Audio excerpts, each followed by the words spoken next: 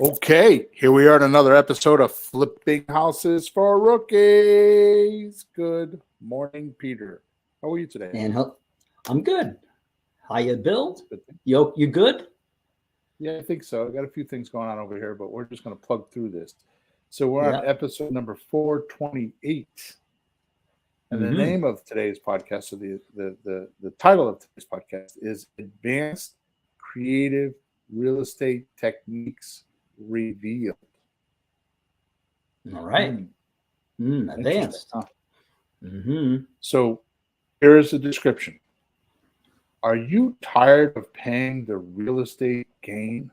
Go do that again. I have attention on my internet keeps going in and out, so I just need to stop thinking about that and just do my job. So Here we go. Here's the description.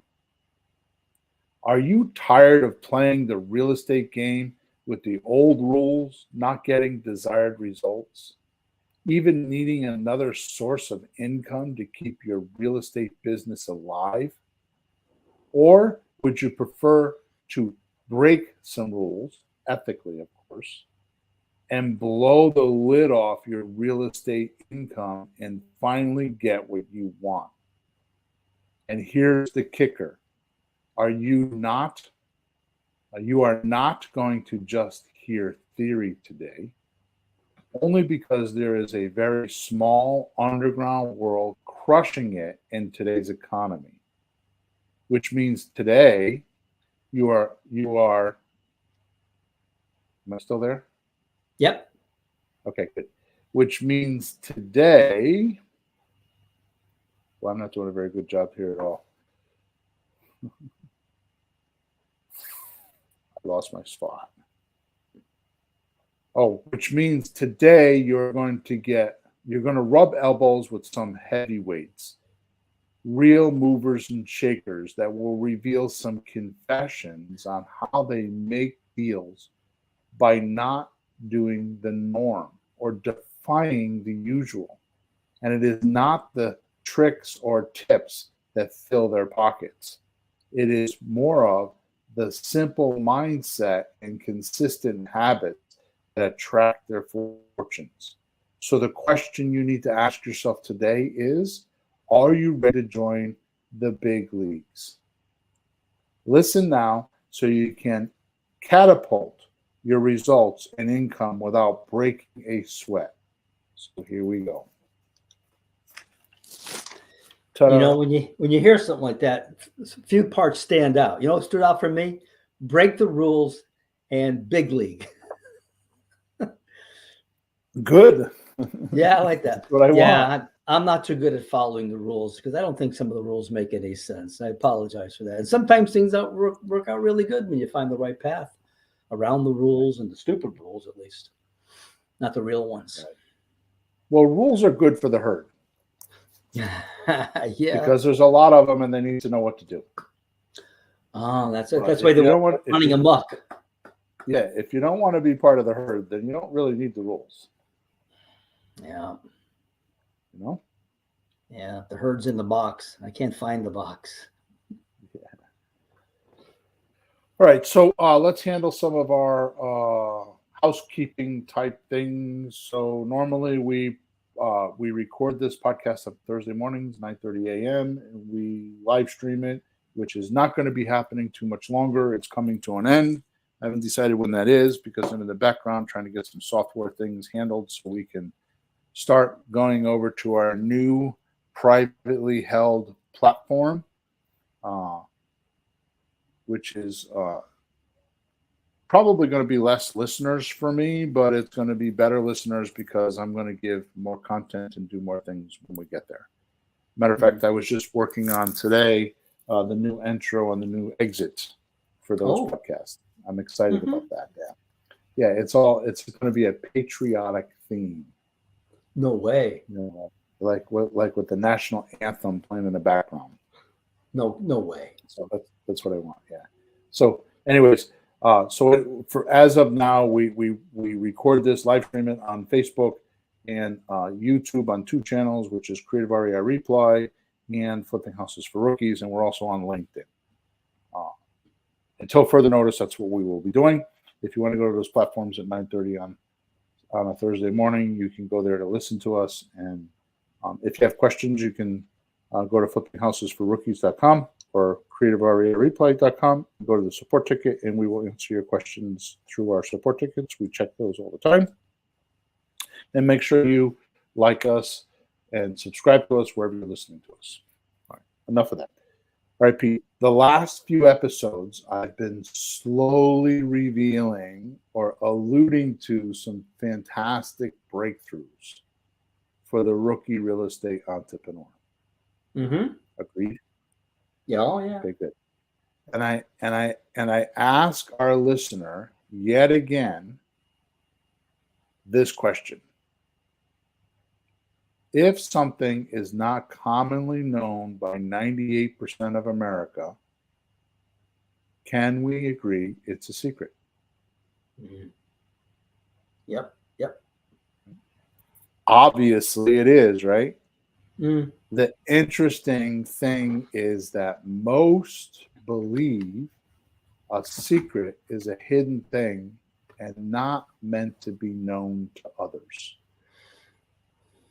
Right? So when you think of a secret, what do you think of? Well, the idea of secret is trying not to have it be revealed. I mean, I'm sure there's things around that we all wish we knew, and it's just not very common. I don't think it's being held away from us on purpose. We just don't know it. So you think there's real estate things that are being held away from us? Because sometimes when there's money involved, people won't let other guys in. They want that edge. I know something you don't know, and they don't share it. Right. So the truth be told, in creative real estate, our definition of a secret is something that is not properly understood and acts like a mystery.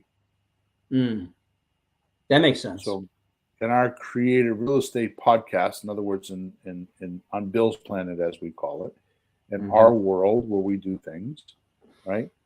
If you don't have something properly understood, it acts like a mystery. Yeah. AKA creative real estate, which is really a misnomer. Excuse me. It's really a misnomer because it's really creative financing. True. That's right. It's not really creative real estate. We push that because, investing, the word investing implies that you have money or you have something that you want to bring to the market or bring it someplace and get the highest rate of return you can for it. Mm-hmm. So with money, you want to invest, $100 to make $10,000 in the shortest amount of time, right? Or like if you wanted to trade in your car, right? You want to get a better car, right? Or investing. If you want to train your mind or educate yourself, the idea is you could work easier or work less and get more. Yeah. Usually freedom. Like if the idea with creative real estate is if you can learn it, right, and understand it, then that means that you can, instead of working 48 hours a week, you can work 8 hours a week and get the same amount or more. Right? So investing has an implication, right? Yep. But you and I realize after dealing with so many rookies that most don't have money or have enough money. I mean, you never have enough money, right? If you keep expanding, right? So we're not really investors. What we are is entrepreneurs, because what an entrepreneur does is an entrepreneur has the resources. I mean, think about it. A business owner is skilled at putting things together, right? Like, first of all, finding a buyer or finding somebody that wants their product, and then going through the sales process or the order process, however it may be, so you can collect the money.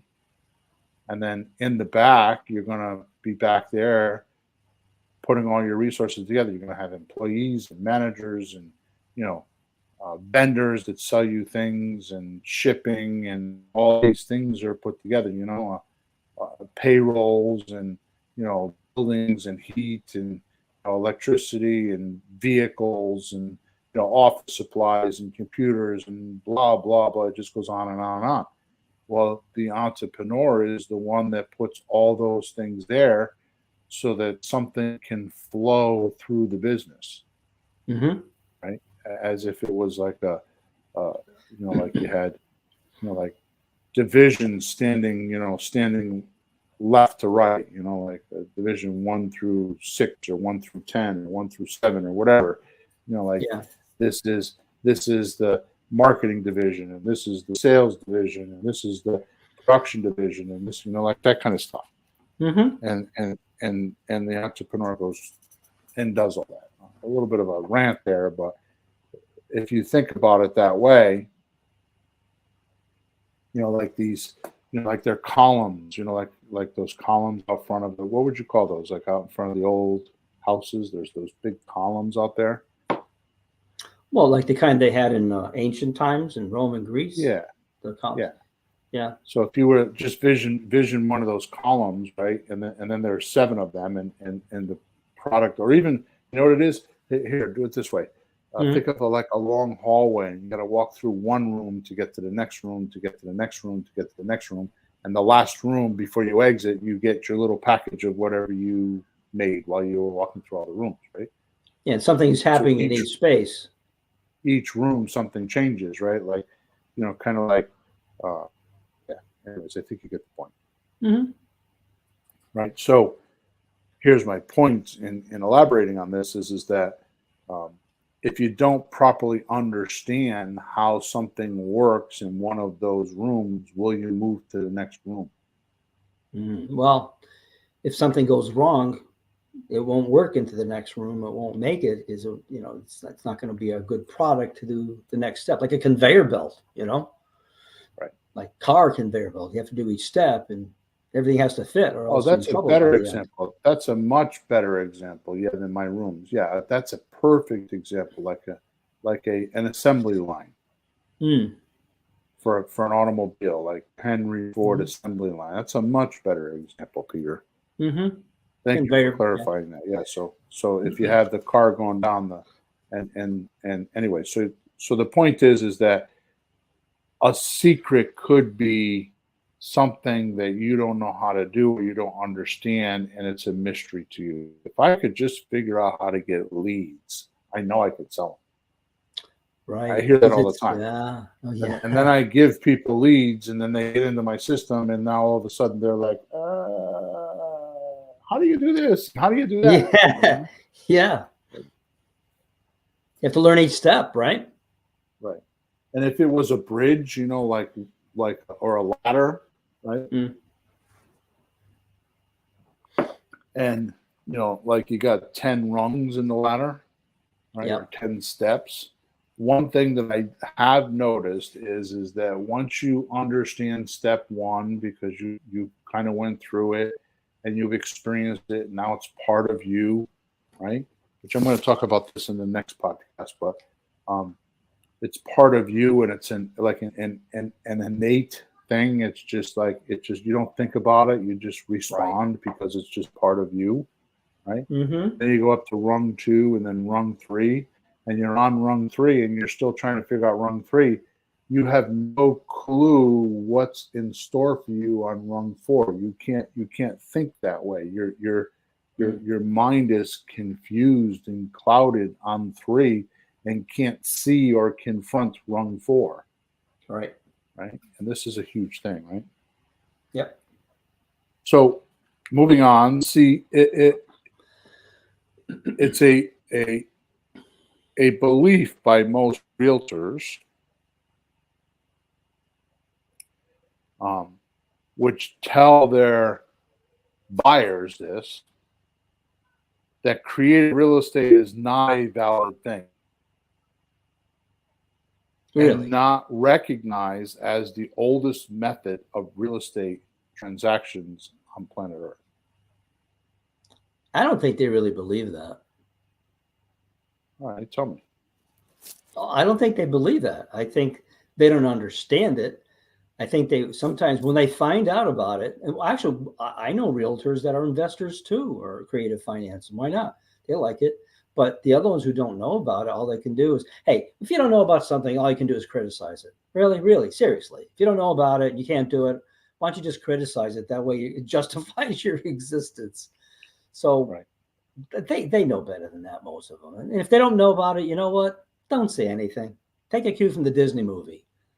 Thumper, if you don't know, if you can't say something good, just be quiet. So all I'm saying is that they call creative real estate the non-conventional or the alternative. In other words, their solution is the only solution. It's the first solution.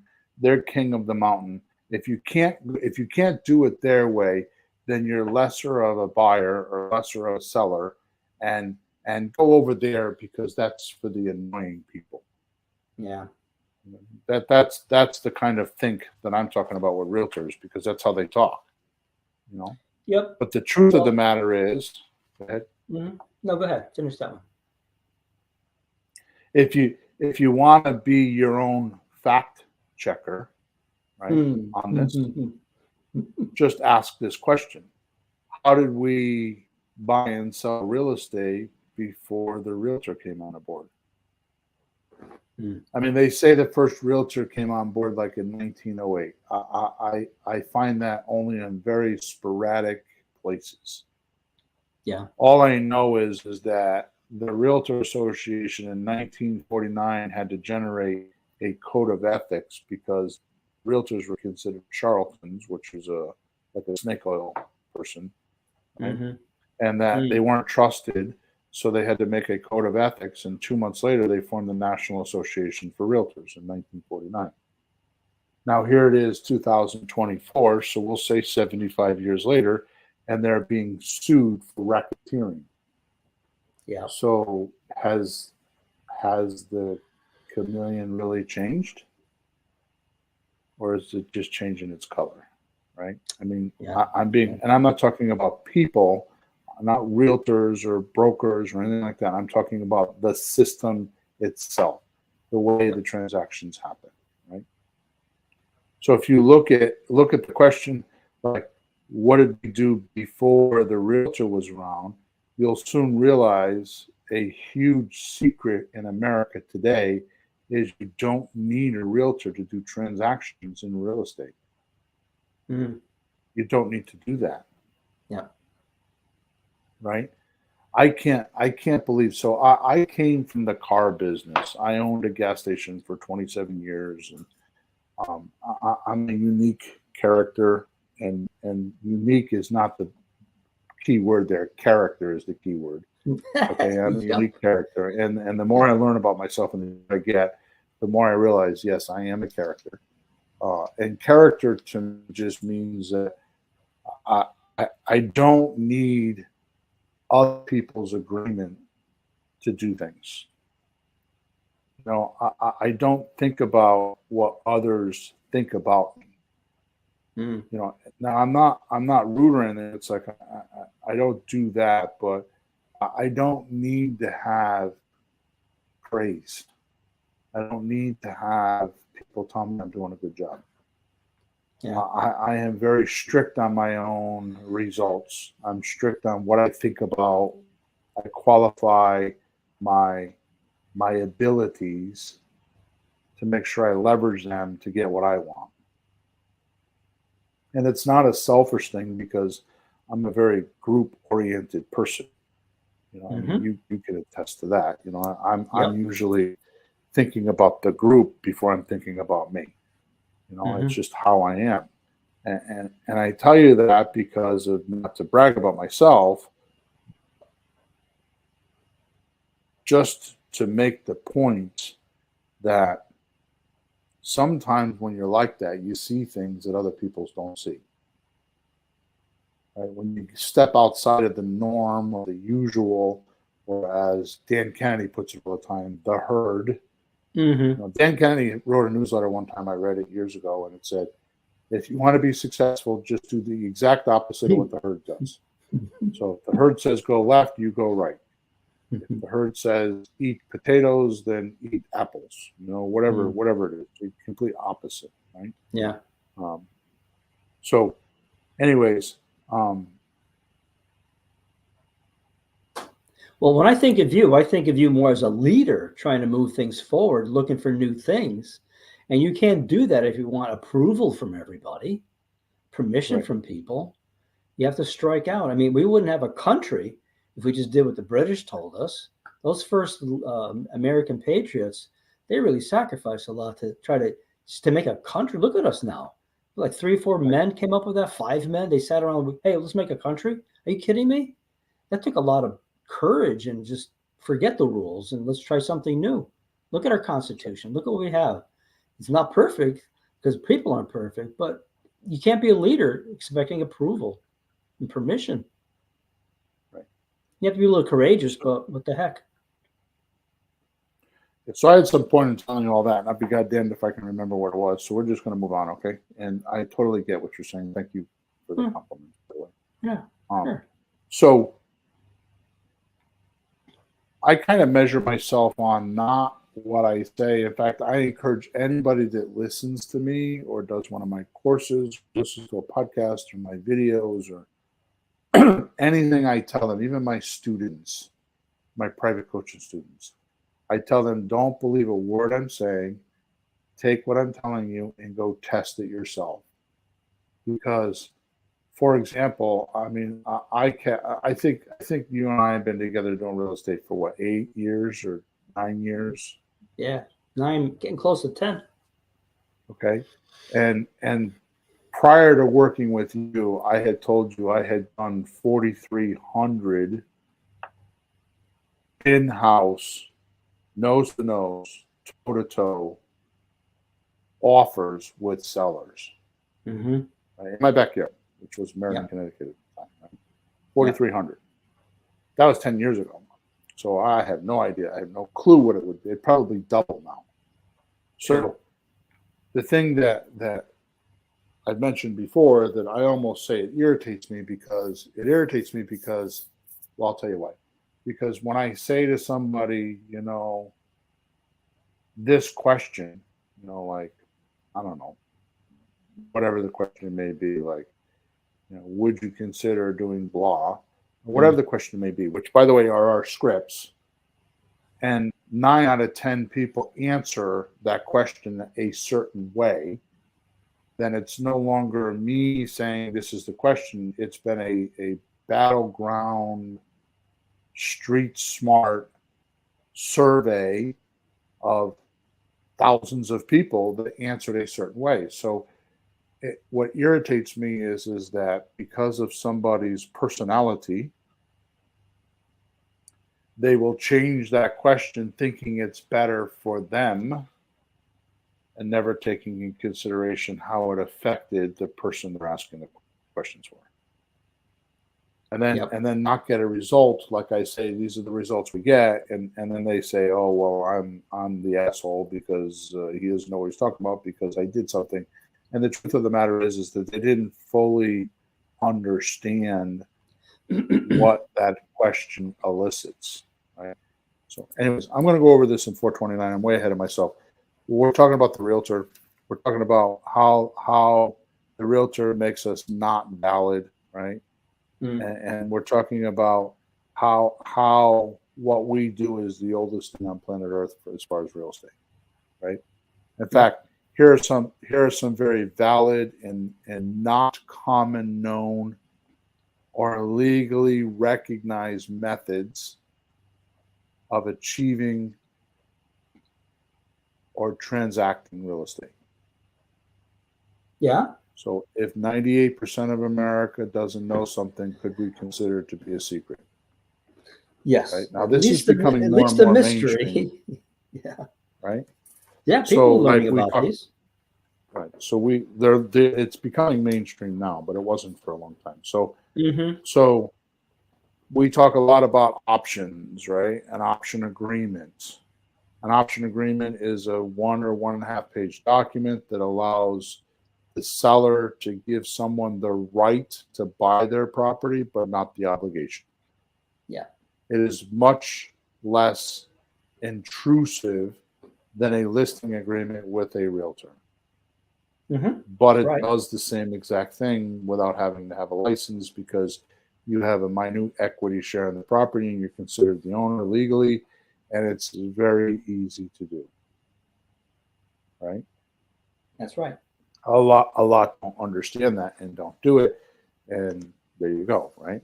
So number two, if we were to add a lease to an option and lengthen its time, like, so the first one I was talking about, like, for example, anyways, I don't want to divert. If somebody wants all cash for a house, you could easily get a 5% discount, because that's what a realtor would get, is a 5% commission. We're not getting a commission, we're getting a discount, right? Because that's our profit. But you can get a 5% discount, like, for example, on a $400,000 house, which is an average house cost in America right now. On a $400,000 house, you would get a 20,000%, 5% of 400,000 is 20 grand.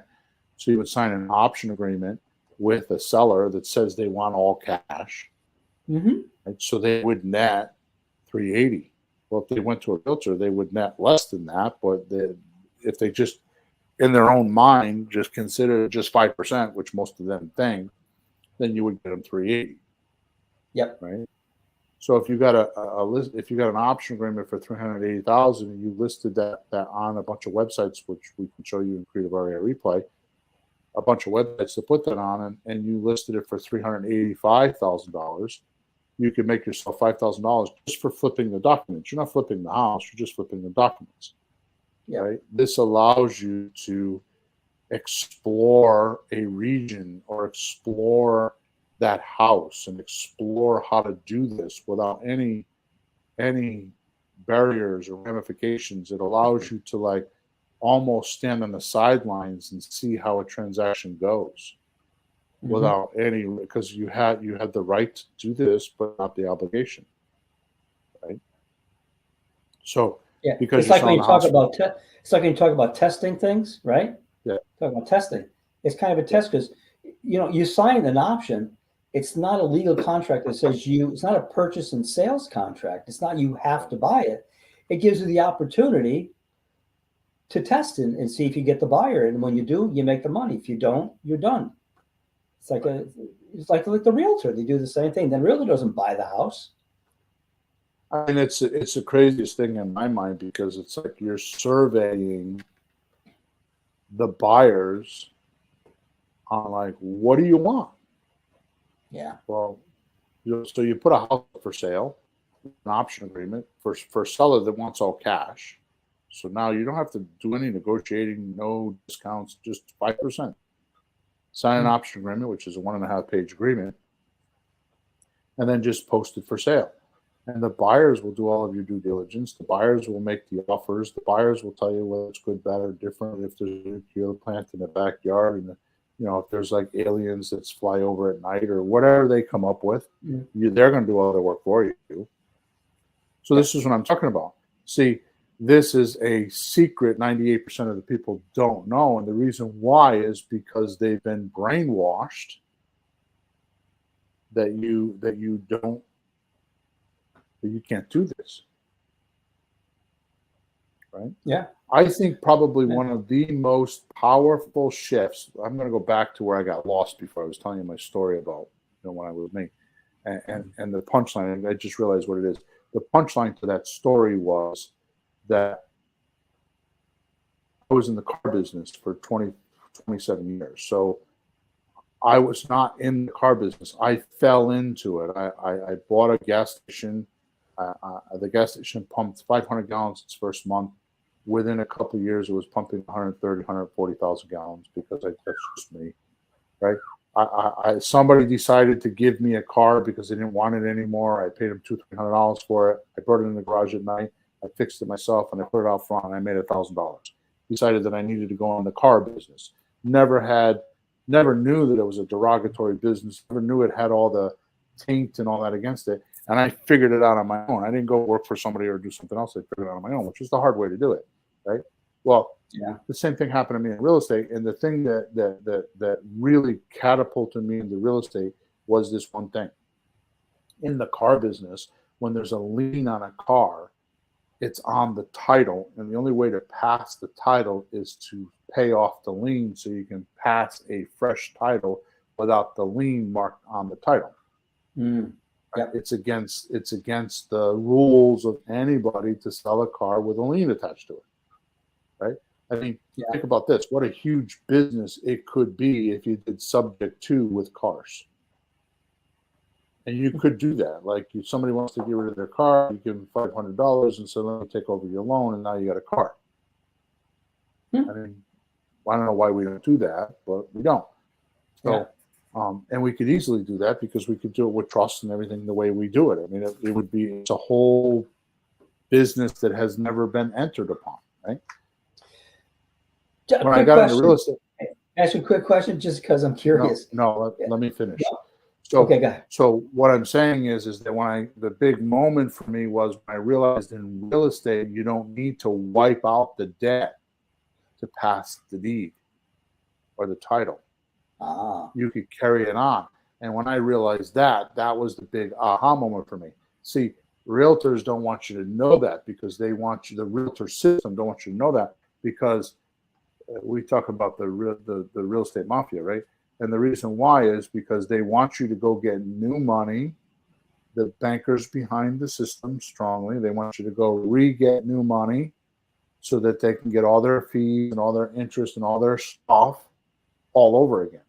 So the problem with the realtor system is that you're constantly going to apply for new money.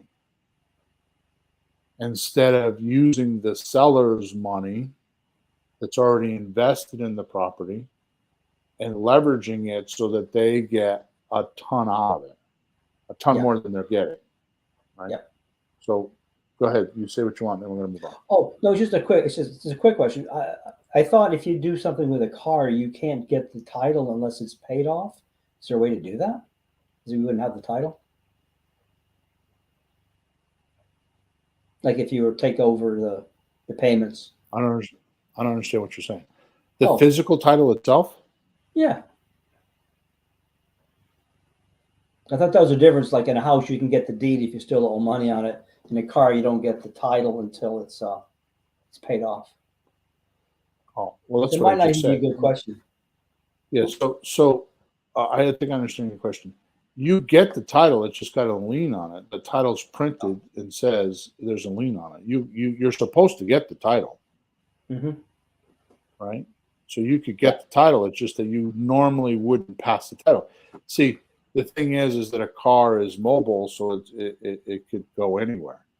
Yeah. So like with a mortgage with a property title, they attach the lien and the terms of the deal and everything to the title. There's a place to register it with the city hall. Yeah. Cars, there's no place to register it, right? I mean, no place to register the title. Right. I mean, motor vehicle does not keep track of the liens and all that kind of stuff. It's not. It's just a different business, right? Okay. Which makes it even more vulnerable to doing subject to on cars. Funny. You know, it's such a whole. I mean, if somebody wanted to be a multi-billionaire, which I believe, just like Uber made an app, right? Yeah. Or Airbnb made an app, you can make an app to have people do subject tos with their cars. All right, so now we have the option agreement. So the next thing that we want to talk about, I'm so far behind. I'm on page 2, and we're 33 minutes into the podcast. So now that we have the option agreement, we can actually get the right to buy the property without the obligation. What we could do is we can lengthen the term, in other words, the duration of the deal. And we can actually write a lease. And the lease allows the buyer to occupy the property while they're putting their funds together or getting qualified for a mortgage. Yep. Right? That's right. And the reason why the realtor system doesn't do that is because they don't want to wait 2 years for their profit, because they only think the profit. They only think the profit. They only think the profit is in the equity, which is buy low, sell high. Yep. Right. Well, that's what they're pitching to their buyers and sellers. The truth of the matter is they want their 5%, and they can't wait 3 years to get their 5% because they don't know how to do it any other way. Right? Yep. And number three, we obviously have the subject to real estate, which is a way to assume a loan legally without qualifying for the loan. And I know there's crap on the internet about, due on sale clauses, and people talk about all the money they lost. I'm just telling you, yeah, that's the herd talking. Okay. I've done more than I can even care to count. And if you do them correctly, they are the best. They are out of my arsenal. The subject to deal is the most profitable. It's a way to be a millionaire quickly, a multimillionaire quickly, and it's the best deal for the seller to do.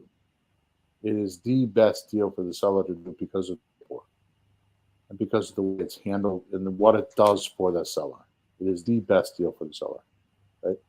So number four, we have things like agreements for deeds, which is how we get loans from sellers without the seller forfeiting the deed. So the deed stays in the seller's name. They get all the benefits of appreciation and depreciation and all the things, all the write-offs that they get. They get to keep their name, their little deed in their back pocket, and they feel safe. So basically, when you're doing an agreement for deed, you have an agreement, and when you meet all those agreements, the seller will give you the deed, right? Yeah. The good thing about agreements for deeds, much like options, is they're transferable. So you can assign them easily with a one-page, two-paragraph document, right? So you could take the whole deal, put it on a subject, that you could put a whole deal, like a lease with an option, or with, basically the option is what's transferable. You can use an option, or you can use a land contract or an agreement for deed. They're the same thing. It just depends on what state you're in and what they call it because of the escrow companies. Right. The way they do escrow. Right. So the point being is it's a loan. The seller keeps the deed in their name as collateral until you pay them. Right. So number five, obviously, there's a seller financing.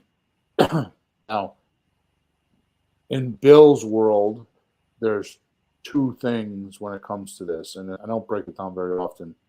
But there's owner financing and seller financing. Right? Owner financing means it's a free and clear house, and you can make any deal you want as long as the seller agrees to it. Right.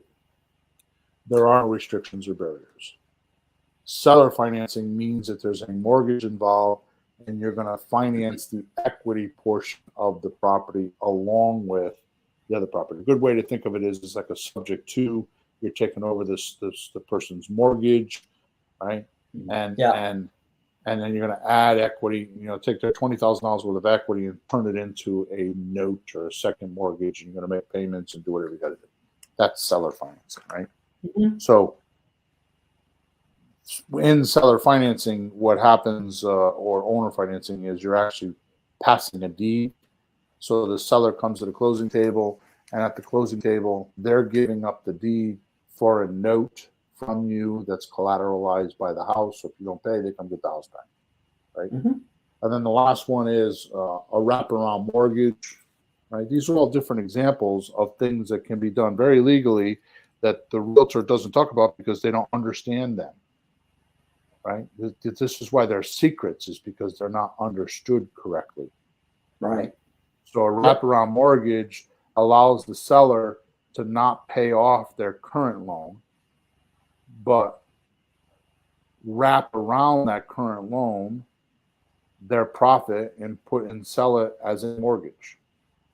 So suppose you own a house for I buy a house for $150,000 from you. You owe $100,000. So the wraparound mortgage is going to say, I have a $150,000 mortgage with you, and here's all the terms, payments, dates, all that kind of stuff. And in the very last portion of this mortgage, it's going to say, oh, by the way, in this $150,000 mortgage, we have a loan with ABC Bank for $100,000. But my note is going to be $150,000 to you. So you wrapped the $50,000 around the 100, so you could sell it to me and create owner finance or seller financing. Yep. Right. So it's a very specific thing. In that particular case, the deed again, the seller passes the deed and gets the note in exchange for the deed.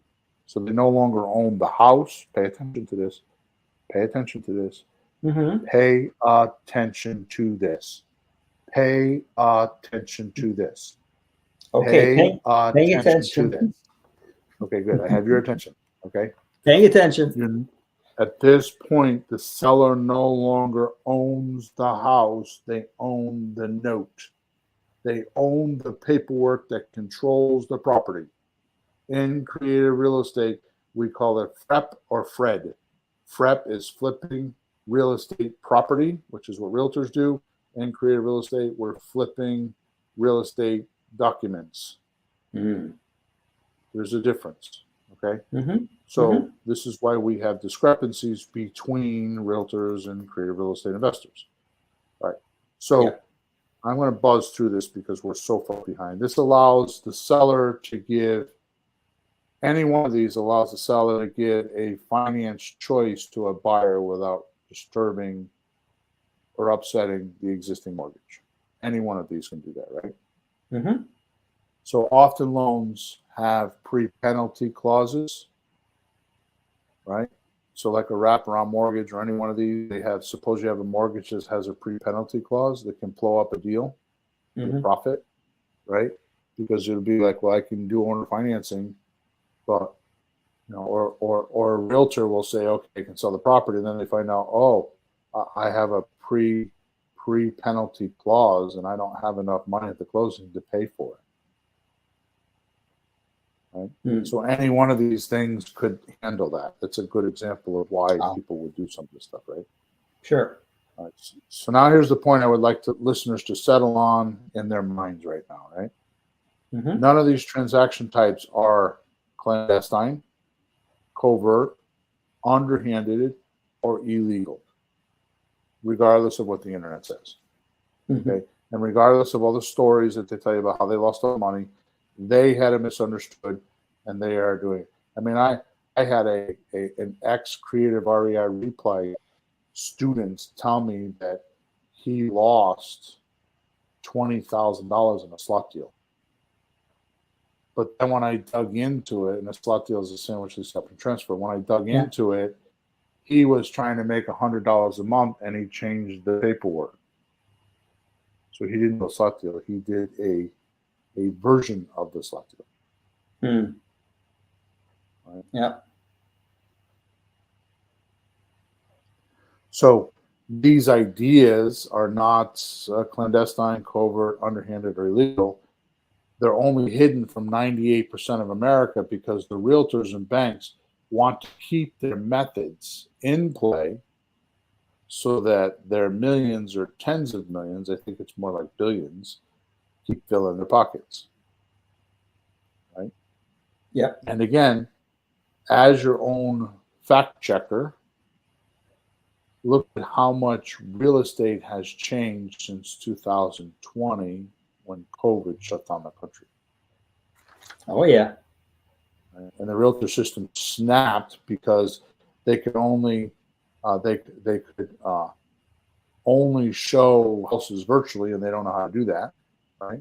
So they had a decline in listing agreements because people didn't want potential COVID carriers to be in their house and give them COVID. Now we're talking about in the early stages when there was hundreds of thousands of people dying from this disease or this virus that we didn't know about, right? That's right. Truth is, real estate kept going. It happened without them, without the realtors, right? Make sense? Oh, yeah. No, things have changed a lot. I see ads on Facebook now that Zillow's trying to replace realtors. Zillow. Yeah. They're trying to get in between and take over. Yep. I'm just starting to see that. Okay. Enough of that. And my next piece of information that is not generally known by most investors, but should be the first lesson to every person wanting income from real estate. And you said it before. Mhm. Test first, invest second. Mm. Yep. Why not? I mean, In other words, test first, don't invest first. Go ahead. yeah, don't make any big commitments that can get you in trouble. When you use an option, you have a few dollars down to make it legal because you have a little equity share in the house. That's your commitment. That's a test. You have to go through the procedure and see how it works and make sure it works. And if the numbers are all off, change them, fix them, or walk away. But mostly fix it, adjust it, because the buyers will tell you. So this idea, this one idea can change your life, right? And I'm Mhm. going to tell you, this is the demise.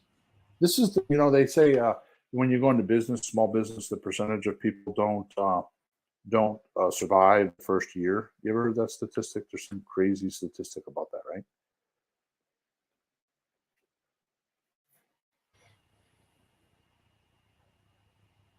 I'm back. Okay, good.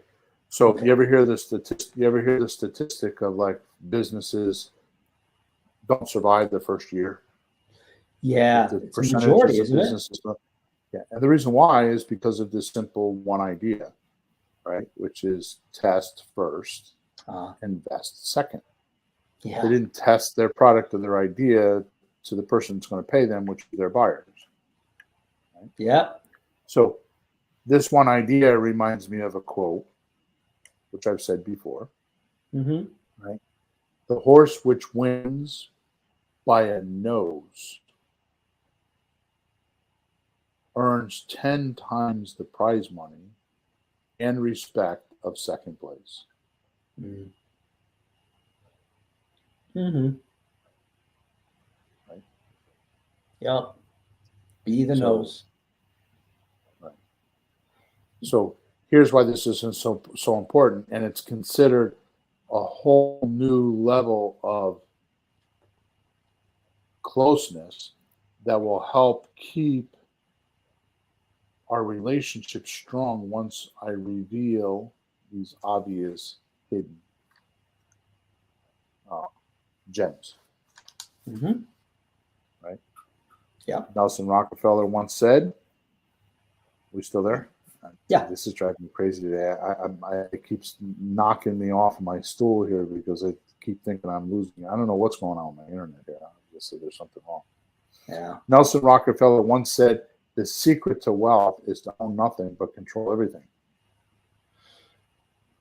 I say that all the time, but let me summarize. Right? Mm-hmm. Test, don't invest. Horses in first place, not second place, and own nothing but control everything comes down to this single underground philosophy that is not revealed publicly too often and definitely not thought of in school or taught in school. Mm-hmm. You need to be smart enough to protect your assets, little or lots, by avoiding any transparencies and of ownership and tax liabilities. Hmm. I could turn this whole podcast into probably 100 podcasts, just one series of 100 all by itself, talking about the hidden profits in a deal that none of us realize until after we get a portfolio and we start doing taxes. Just taxes alone is a whole subject all by itself in real estate. Yep. It's just incredible the advantages. Why do you think all the wealthiest people on planet Earth or in America own real estate? I've read about people that buy real estate just to, people like, why would he buy that? He's losing money. Mm-hmm. Well, yeah, he's making so much money somewhere else. He needs that, right? The $4,000 he's losing on that property is going to give him back $40,000 in tax benefits, probably, or whatever it is, right? Now, Yeah. if you're trying to own nothing and control everything, right? In order to get away with something or beat the tax man, you're going to have a harder time of it. And nowadays, it's different than back when Rockefeller spoke of it. So I'm not speaking to the people that are listening right now about beating the tax man. It's not about that at all, right? Although it is a pleasant little side effect, right? Because it's like, why would I want to have 48% capital gains tax when just recently it was 21%? Right? Yeah. What does that get me? Do I get better roads? Do I get better status? Do I get a bigger house? Do I get cheaper food? Do I get a VIP card for buying gas and reduce my gas prices by $1? No, that's the point. Is I have to work harder to pay more taxes and get nothing for it. Right? However, if you look at the word flipping as a quick period of time, so flipping means it's in a short period of time. The duration is not very long. Right. Right. And you'll begin to wonder or realize what you can flip and what you can't flip. Right. Which brings me back to my starting statement, which is test first, don't invest first. Or test first and invest second. Right? See, when you're flipping property like the fix and flip game that TV makes look so sexy, you are responsible for the mortgage, taxes, insurance, maintenance, any liabilities, lawsuits, or anything that ensue along the way. Right? That's right. In other words, this is a very expensive test to see if you can work, or more important, if you can do it. Right? So why would I want to go put my name on a mortgage that's $200,000 and have to come up with $40,000 worth of repairs and have to go to the house every day and make sure the taxes are paid and the insurance is paid and everything's in line, so I can make $20,000, $30,000 over 8 months. That's a lot.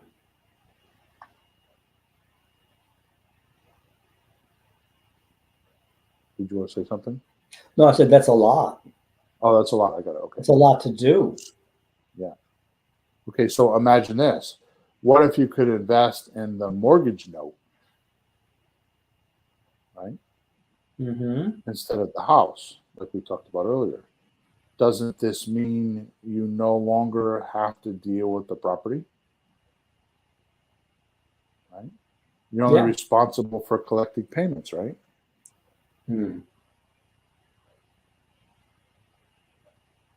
But the downside of investing in mortgage notes and not investing in the property is you need to have a lot of capital to buy mortgages. Oh, if you're actually going to buy them, sure. Right? So one way you're buying the property and you're investing the money in the property. The other way is, okay, well, I don't want to invest in the property and have a lot of responsibility. How about if I just buy notes and then I can just control the notes and just worry about collecting the payments? But then you have to have the money to buy the notes. Right, an actual outright purchase, yeah. Unless you take the middle road, right, which is not doing either owning the property and having the capital to invest in the notes. Right? Here's what I mean. When you talk to a seller, they already have the money invested in the deal. Either they have their own cash or they have loans. Right? So the question you have to ask yourself is, why should I replace the money in the deal? What's the seller going to get? What benefit is the seller going to get by replacing the money in the deal? Right? Why not leverage it so the seller gets more than he would get if he replaces the money? That's right. With all the headaches the lenders impose, do it on a faster timeline. I mean, I'm refinancing a property right now, and I've been working on it for 2.5 months, and I've had a fake closing for 2 weeks now. What's I a spent fake 3 hours. closing? Oh, they thought we were going to close, and then we don't because they need more documents. Oh, jeez. Oh, yay. I mean, now the interesting thing is I could buy and sell the piece of property and make 50 grand, and I got to pay capital gains on that. Yes. Right. Not only I got to pay capital gains on it, but if I do it within the 12 months, I have to pay a higher rate for my income. That's right. So I have income tax. It's then sustainable. That's what I'm talking about, the taxes. It's sustainable to my unemployment tax. Right? So now that it's income, I have to pay Social Security, federal taxes, my EI, all that stuff. Wow. So not only did I pay capital gains tax, but then I got to pay unemployment tax. I got to pay all my Social Security stuff on. It rounds out to damn near close to 40%. Yep. Now watch this. I have a piece of property that I'm financing right now. Now, if I made $50,000, right? Let me do the numbers. We don't have time for this. I'm going to do it anyways. So 50,000.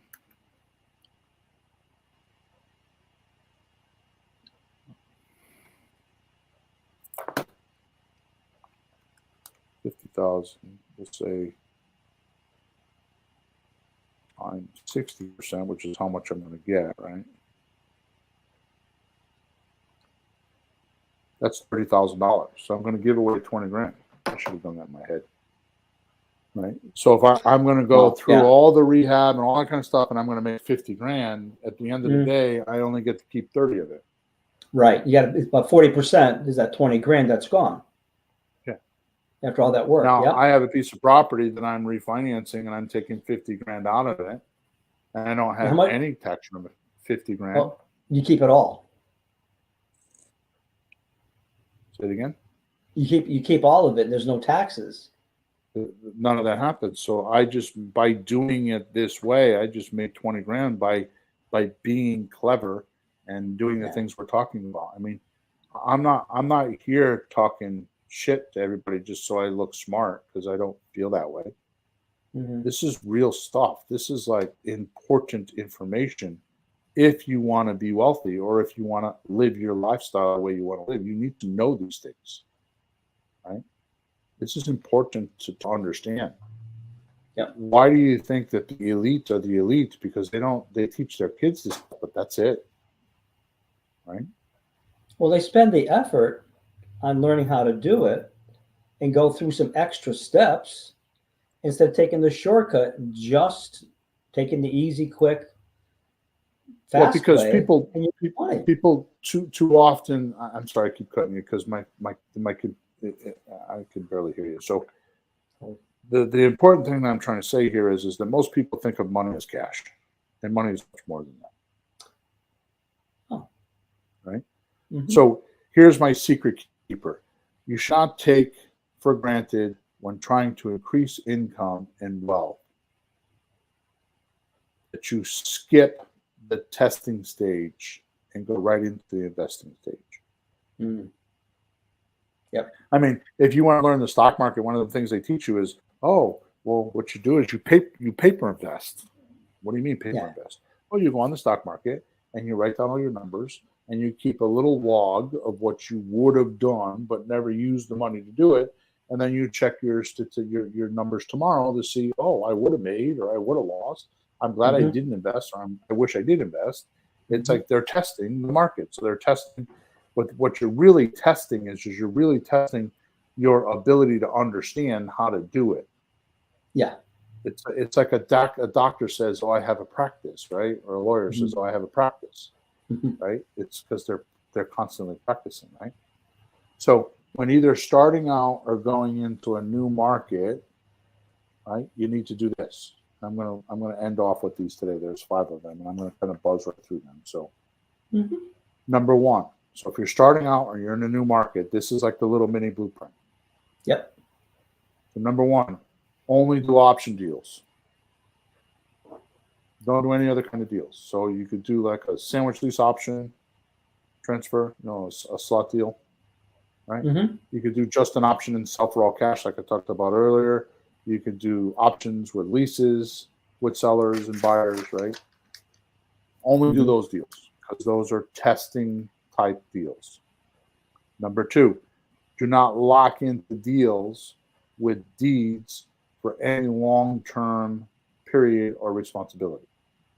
Now, it's okay to wholesale something, but you're not getting the deed in your name. You're going to wholesale the purchase and sales agreement, or you're going to wholesale the option, or you're going to wholesale a contract for deed, right? Mm-hmm.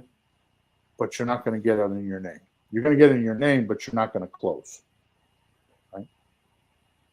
Number three, only control the documents that control the property. Don't try to control the property. Mm-hmm. Right? So going back to the FRED and FREP, right? So FRED is flipping real estate documents. FREP is flipping real estate property. So you want to do your FRED deals. Yep. Number four, when looking at profits with money now, money monthly, and money later, when you're testing, only do money now deals. Okay? Don't try to get involved with money monthly and money later until you've tested and you're ready to start investing. Mm-hmm. That's the difference between testing and investing.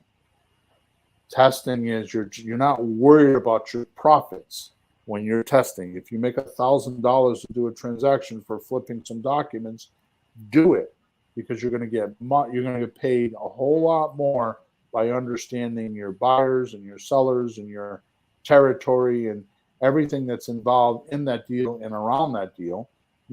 Getting a buyer's list and meeting other people, other realtors, other people, boots on the ground type stuff. That's much more valuable to you than try to make a home run on the deal.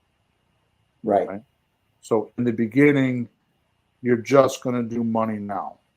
So the difference between testing and investing is testing, you do money now. Investing, you're doing money now, money monthly, and money later on the deals. That makes sense. Staying in there. Yeah, and if you're in a new area and you're going to be there for 2-3 years, you might not know what's going to happen, and something not too good could happen in that time. So find out how things work in that area before you commit to stick around. Right. So number 5, I just told you, which is the amount of money you make in a deal is irrelevant. It's more important for you to understand your market and understand what buyers want, because realize at the end of the day, the buyers are paying everyone. They're paying you your profit. They're paying the seller.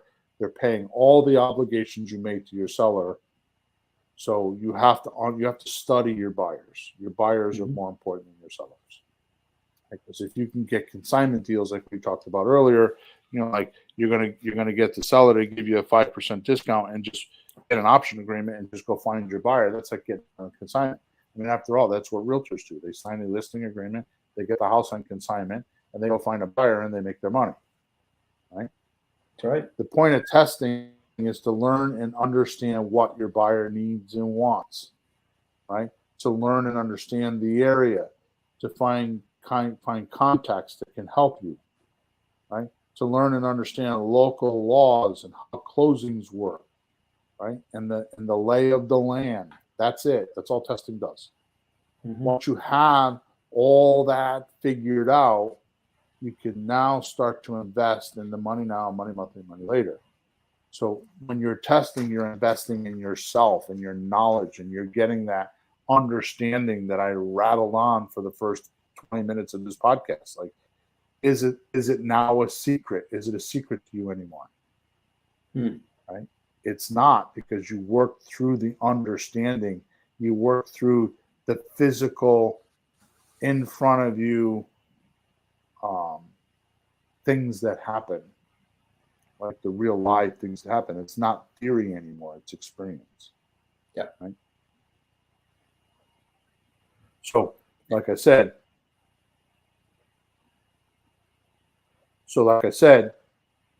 it's important that you figure out, this is the biggest secret on the planet as far as in real estate, the biggest secret in real estate. that nobody talks about. It's the craziest thing in the world is how do you get real estate on consignment? Hmm. And all you need to do is look at the biggest agency in the world that gets the most amount of real estate on consignment, which is the realtor system. They've been doing it for 75 years, right? So that's like right under our nose. Why do creative real estate investors go off and wonder what the secret is? Well, the secret is revealed to you if you just, and it took me 30 years to figure this out. The secret's revealed to you like right under your nose because the realtor does it every single day, right? Now, the difference is a realtor needs a license because they don't use an option agreement, and I don't understand why they do it this way. It doesn't make sense to me. Hmm. They get their listing agreement, right? That does not have a realtor hooked to the property until the realtor finds the buyer, right? So they get a listing agreement and nothing happens until the buyer comes along and say, I'll do this. And then the realtor lists down all the things the buyer's willing to do. He brings it back to the seller. The seller says yes, no, or readjusts it. We could do the same exact thing with our option agreements, can't we? We don't need to have a special license, do we?